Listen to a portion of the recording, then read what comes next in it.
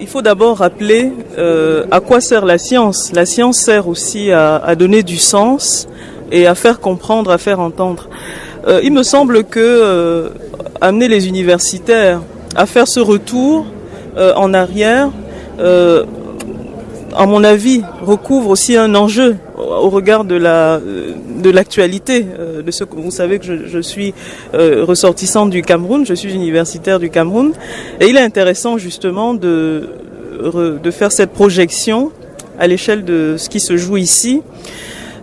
L'enjeu, c'est quoi? De mon point de vue, c'est d'abord qualifier les évolutions constitutionnelles de ce pays.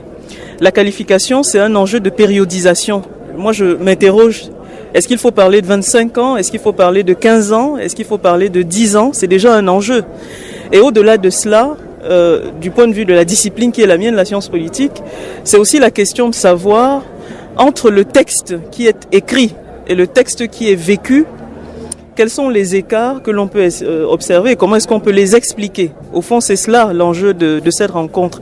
C'est la science qui est claire de mon point de vue, c'est aussi la science qui suggère sans doute des éléments pour comprendre le réel et pour agir sur le réel.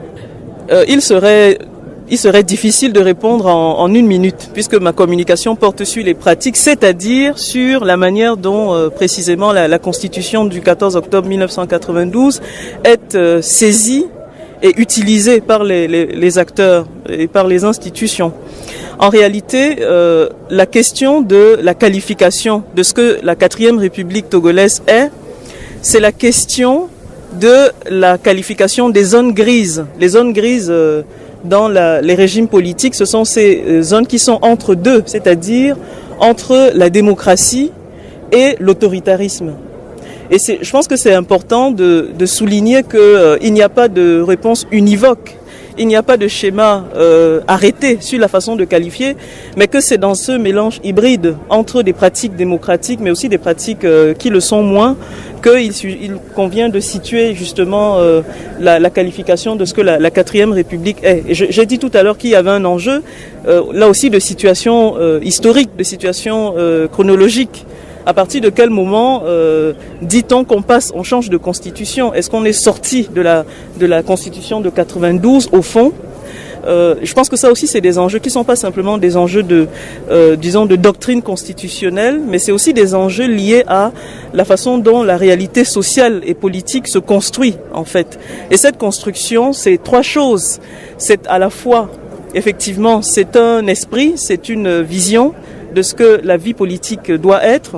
Ce sont des institutions, mais on sait que ces institutions ne vivent pas d'elles-mêmes.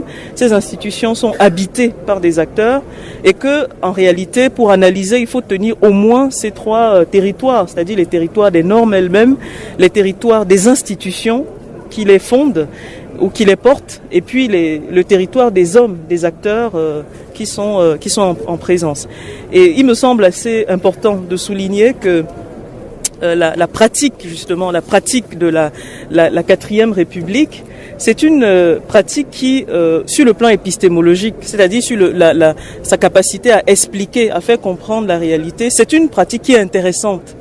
Elle est intéressante parce qu'elle pose des questions nouvelles, par exemple la question des frontières entre ce qui est autoritaire et ce qui ne l'est pas.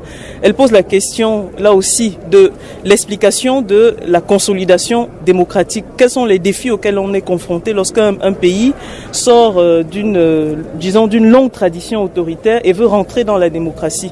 Donc il y a des explications, à mon avis, intéressantes qui sont fournies par l'expérience concrète de cette 4e République.